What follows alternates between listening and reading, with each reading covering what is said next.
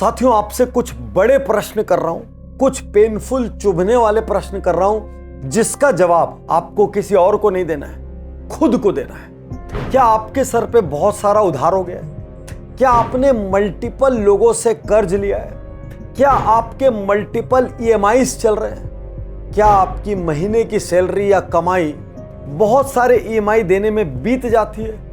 क्या आप एक लोन चुकाने के लिए दूसरा लोन ले रहे हैं? क्या अब आप जो नए लोन ले रहे हैं वो बहुत हाई इंटरेस्ट रेट पर ले रहे हैं? क्या अब आपके पास वाकई कोई रास्ता ही नहीं बचा कि मैं इसको कैसे चुकाऊंगा?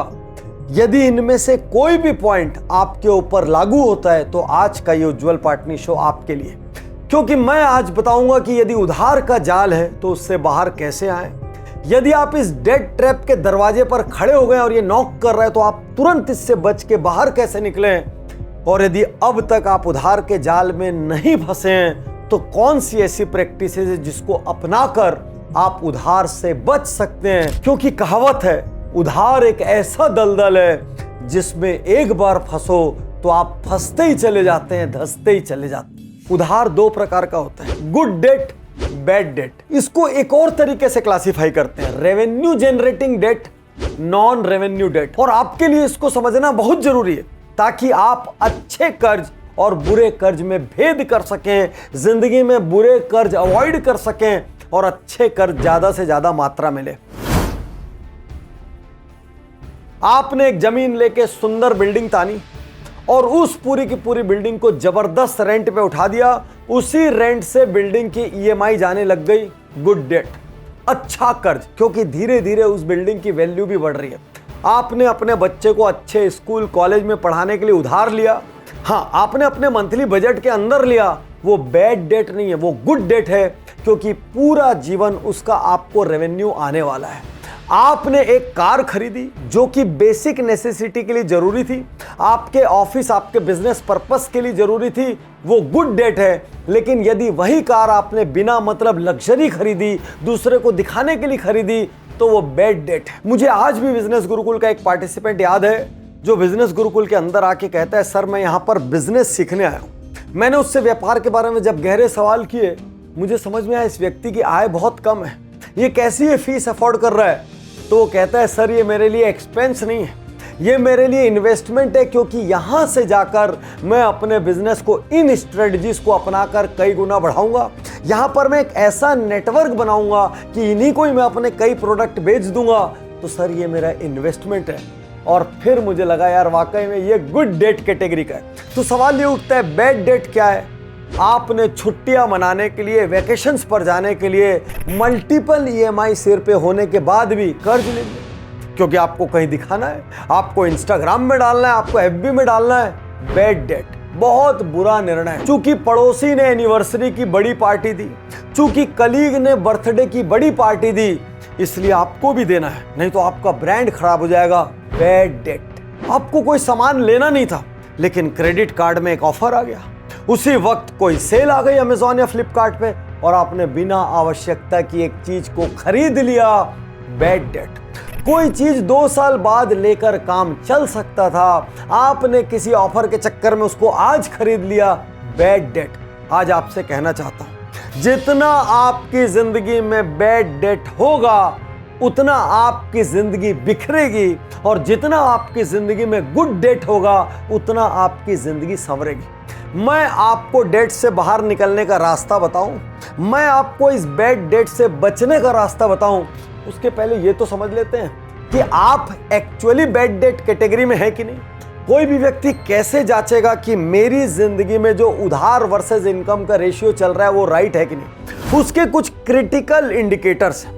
सबसे पहला इंडिकेटर, यदि आपकी ईएमआई की डेट्स मिस होने लगी तो आप बैड डेट के दरवाजे के अंदर प्रवेश कर चुके हैं। यदि होम लोन के ईएमआई को छोड़कर बाकी सभी ईएमआईज आपके महीने के 50% इनकम के बराबर आ गए हैं, बहुत बड़े रिस्क के अंदर आप आ चुके हैं। यदि आप लोन मिल सके सिर्फ इसलिए नए क्रेडिट कार्ड लेते चले जा रहे हैं, यदि आप लोन मिल रहा है सिर्फ इसलिए मल्टीपल ईएमआईज क्रिएट कर रहे हैं, महीने में आपकी मल्टीपल पेमेंट की डेट्स आती हैं, आप रिस्क में हैं, हो सकता है आप उधार के जाल के अंदर हों।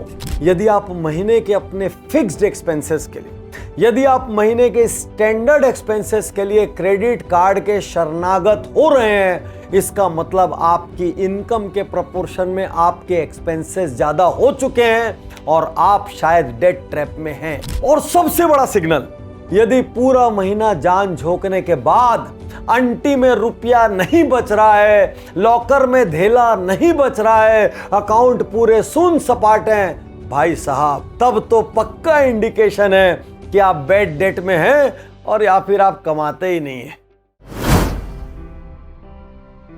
चाहे पर्सनल रीजन से हो चाहे बिजनेस रीजन से हो, जब उधार का दबाव बढ़ता है तो आदमी बिखर जाता है, परिवार बिखर जाता है। आज मैं आपको कुछ ठोस सलाह दूंगा जिससे यदि आप उधार के जाल में फंस गए हैं तो बाहर आ सकेंगे। यदि आप ऑलरेडी इस जाल का दरवाजा नॉक कर रहे हैं, आपको लग रहा है कुछ दिन में फंस जाऊंगा, आप अपने आप को बचा पाएंगे। लेकिन एक बात यहां पर साफ कह दूं, यह आसान रास्ता नहीं है। इसमें कुछ कड़े फैसले आपको लेने पड़ेंगे और आपको अकेले नहीं, पूरे परिवार को इन फैसलों में शामिल करना होगा। मेरी आज सबसे पहली सलाह आपको रहेगी, अवॉइड इमीडिएट ग्रेटिफिकेशन। कोई भी ऐसा खर्च, कोई भी ऐसा एक्सपेंस, कोई भी ऐसा शौक जो थोड़ी देर की खुशी देता हो, आपकी प्लानिंग का हिस्सा ना हो, उसको अवॉइड करिए। पड़ोसी ने कोई सामान खरीदा इसलिए आपको भी खरीदना है, उसको अवॉइड कीजिए। किसी कलीग ने पार्टी दी, इसका मतलब आपको भी देना है, इसको अवॉइड कीजिए। सारी दुनिया हर संडे को मूवी जाती है, मॉल जाती है, परचेजिंग करती है, यदि सब कर रहे हैं इसलिए मुझे करना है, इस चक्कर से बाहर निकलिए। और जैसे जैसे आप नीड्स पर फोकस करेंगे, जैसे जैसे आप अपने आप को वांट से मतलब इच्छाओं से, कंपटीशन से, एस्पिरेशन से दूर करेंगे, धीरे धीरे आपका बजट इंप्रूव करने लगेगा। ये मैं नहीं कह रहा हूं, ये रिसर्चेस कह रही है, क्योंकि रिसर्च कहती है मैक्सिमम लोग अवॉइडेबल लोन्स के चक्कर में फंसते हैं। बहुत ध्यान से इस शब्द को देखना, अवॉइडेबल लोन्स अर्थात वो लोन जिनको नहीं भी लेते तो काम कुछ महीने कुछ साल चल सकता था। Create an emergency fund for 6 months। मान लीजिए आपकी नौकरी चली जाए, मान लीजिए आपका बिजनेस बंद हो जाए, मान लीजिए आपका डिमोशन हो जाए, मान लीजिए आपके यहाँ एट्रिशन हो जाए, मान लीजिए आपके हाथ पैर टूट गए और कोई कारण से आप 2-4 महीने आय न ला सकें, तो भी आपके पास इतना इमरजेंसी फंड होना चाहिए कि कम से कम 6 महीने, 6 months आप 1 रुपए भी अर्न न करें तो भी आपका घर चल सके। आपके घर के दैनंदिन खर्चों में, आपके बच्चों की शिक्षा में, आपके फिक्स्ड एक्सपेंसेस में किसी प्रकार का कोई चैलेंज ना है। क्योंकि यदि 6 महीने का इमरजेंसी फंड आपके अकाउंट में पड़ा होगा तो आपका कॉन्फिडेंस नेक्स्ट लेवल होगा।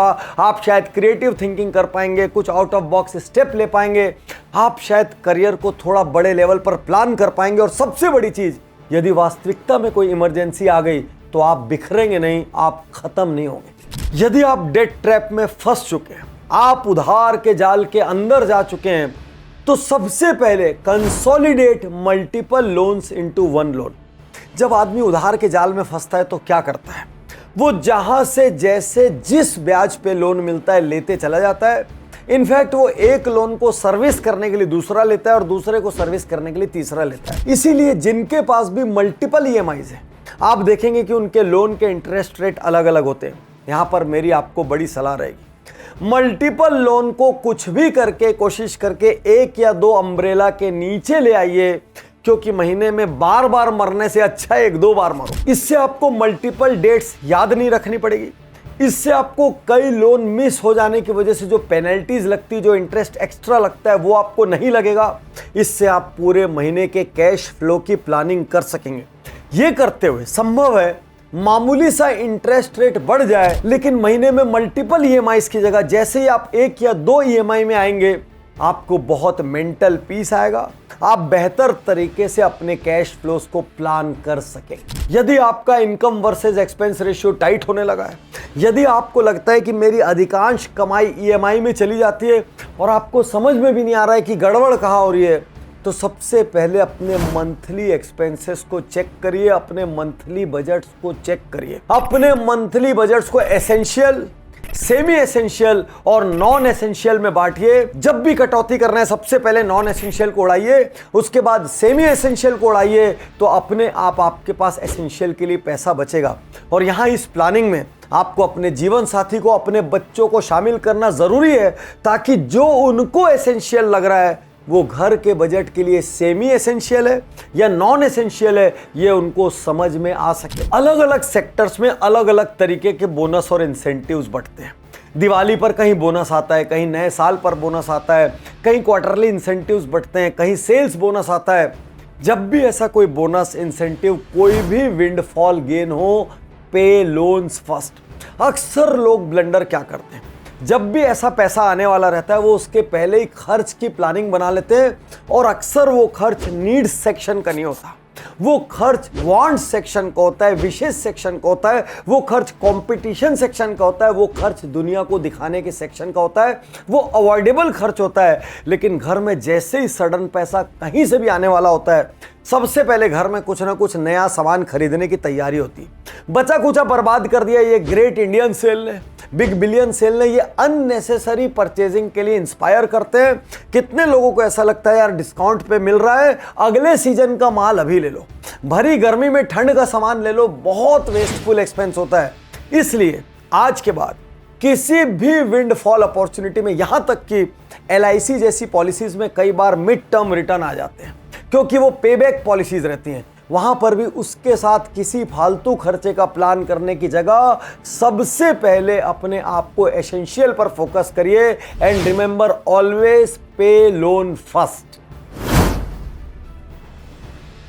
यदि कई किस्म के EMI सिर पे लाद लिए हो और समझ नहीं आ रहा हो कि रास्ता कहां से निकलेगा, तो स्नोबॉल इफेक्ट आपके काम आ सकता है। स्नोबॉल स्ट्रेटजी का सबसे पहला स्टेप होगा लिस्ट योर डेट्स।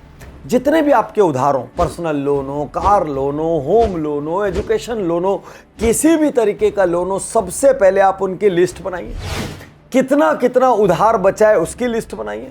हर महीने आपको कितना देना पड़ता है उसकी लिस्ट बनाइए। The first step is list your debt, ताकि खुली आंखों से आपको और आपके परिवार को सामने दिख सके। याद रखिए, अवॉइड करने से कुछ नहीं होगा, छुपाने से कुछ नहीं होगा। ये एक ऐसी स्थिति होती है जिसका सबको मिलजुल कर सामना करना पड़ता है। Second step, list debts by size. सबसे ऊपर में सबसे छोटा उधार रखिए और सबसे नीचे में सबसे बड़ा उधार रखिए। बिल्कुल सीक्वेंस में बना लीजिए। और अभी यहां पर अपना दिमाग मत लगाना, क्योंकि बहुत सारे लोगों ने इस स्नोबॉल मेथड से अपने डेट्स की प्रॉब्लम को हल किया है। Step 3, start making minimum payments. सारे लोन्स को देखिए, किसमें कितना कम पे करने से बात बन जाएगी, कौन सी वो मार्जिन है जहां तक पे करके आप पेनल्टी से, ओवर इंटरेस्ट से, सरचार्जेस से बच सकते हैं। जब मल्टीपल लोन्स हो, किसी भी एक लोन में एक्स्ट्रा पे नहीं करना है। सारे पेमेंट्स को मिनिमम बाउंड्री पर ले आइए, ताकि एक भी रुपए पेनल्टी ना लगे, लेकिन एक भी रुपए एक्स्ट्रा ना जाए। तभी हम मल्टीपल लोन्स की प्रॉब्लम को कुछ हद तक सॉल्व कर पाएंगे। अगला और सबसे महत्वपूर्ण step, focus on clearing the smallest debt. आदमी क्या गड़बड़ करता है, वो सबसे बड़े डेट को क्लियर करने की सोचता है इसमें कैसे भी ज्यादा पैसा डाल दूं, ये कम हो जाए। सोचता है बाकी छोटे छोटे वालों को रहने दूं, बड़े को पहले हैंडल कर लूं। रुकिए, रिजल्ट्स कहती है कि छोटी छोटी विक्ट्री यहां पर ज्यादा काम आती है। आप भले थोड़ा एक्स्ट्रा पैसा अरेंज करना पड़े, भले किसी और जगह पे थोड़ा सा कम करना पड़े, आप एक एक करके सबसे छोटे डेट से उड़ाना शुरू करिए। आपने एक छोटे उधार को भी परमानेंटली उड़ा दिया तो आपकी लिस्ट छोटी हो गई, आपके चेहरे पे स्माइल आ गई, आपके अंदर कॉन्फिडेंस आ गया। हाँ चलो, एक लोन तो हटा, क्योंकि बड़े लोन को आप एक बार में नहीं हटा पाएंगे। उस बड़े लोन को सर्विस करने जाएंगे तो छोटे छोटे दूसरे लोन्स आपको परेशान करेंगे। याद रखिए, किसी को आपसे 5,000 लेना हो, वो भी तकादा करेगा, वो भी बार बार आपके घर आएगा, वो भी अपशब्द का इस्तेमाल कर सकता है, और वही 50,000 वाला भी करेगा और 5 लाख वाला भी करेगा। तो सबसे छोटे आदमी से क्यों लड़ाई मोल लेना, सबसे छोटे लोन के लिए क्यों अपनी तबीयत खराब करना। उड़ा दीजिए सबसे छोटा लोन। और लास्ट स्टेप, जहां से शब्द पैदा हुआ, स्नोबॉल इफेक्ट। जब आपने सबसे छोटे लोन को हटा दिया, वो लिस्ट से उड़ गया, आपकी लिस्ट छोटी हो गई, चेहरे पर थोड़ी खुशी आ गई। अब जो पैसा आप उस छोटे लोन के इंस्टॉलमेंट के लिए पटाया करते थे हर महीने और परेशान भी हुआ करते थे, उसको उठाइए और नेक्स्ट लोन में जोड़ दीजिए। अब आपका टारगेट है सेकंड नंबर पे जो छोटा लोन था उसको उड़ाना। जब आप एक एक करके छोटे छोटे छोटे छोटे लोन्स को कम करते चले जाएंगे, आपको अपने आप रास्ता दिखने लगेगा। मैं हमेशा कोहरे में गाड़ी चलाने का एग्जाम्पल देता हूं। जब बहुत घना कोहरा हो तो गाड़ी कैसे चलती है? ज्यादा दूर तक तो दिखता नहीं, तो आदमी को जितनी दूर दिखता है ना, वो उतनी दूर चलाता है। एक कार को हो सकता है महज 5 मीटर दिख रहा हो, कार जैसे ही 5 मीटर चलती है उसको अगला 5 मीटर दिखने लगता है, फिर वो 5 मीटर चलती है, अगला 5 मीटर दिखने लगता है और गाड़ी रुकती नहीं है। गाड़ी चलती रहती है, स्लो रहती है, लेकिन चलती रहती है, क्योंकि उस गाड़ी को इंतजार रहता है कब रात हटे, कब कोहरा छटे और मैं फुल स्पीड में आऊं। इस लोन के कोहरे से बाहर निकलने के लिए इन छोटे छोटे कदमों को लेते रहिए। याद रखिए, बड़े से बड़ा लोन चुकाया जा सकता है और लोन चुकाने के लिए महज जितना आप कमा रहे हैं ना, उस पर फोकस मत करिए। लोन चुकाने के लिए ये सोचिए, मैं अपने आप को और ऑप्टिमाइज कैसे कर सकता हूं, मैं पार्ट टाइम क्या कर सकता हूं, मैं और मेरा जीवन साथी मिलकर घर से क्या कर सकते हैं, मैं और मेरा परिवार मिलकर एक यूनिट के रूप में क्या कर सकते हैं। यदि आप जितनी आय है उसकी तुलना में बड़े बड़े लोन ले चुके हैं, तो हो सकता है वो उस आय से न चुके, लेकिन परेशान होने की जगह एडिशनल अर्निंग स्ट्रीम्स तैयार कीजिए। साथियों, मैं दिल से चाहता हूं आप लोन के इस जाल से बाहर निकले, आप और आपका परिवार एक सुखी और खुशहाल जीवन जिए। आप जब इन स्टेप्स को अपनाएंगे, ये जरूर बताना आपके जीवन में क्या बदला, और उज्जवल पाटनी यूट्यूब चैनल के इस वीडियो के कमेंट सेक्शन में जरूर लिखना आप इस महीने से इनमें से कौन सा स्टेप लेने जा रहे हैं। आप लिखेंगे भी ना, मुझे यहाँ पर खुशी होगी। चलो, किसी के जीवन में तो शांति और खुशहाली आई।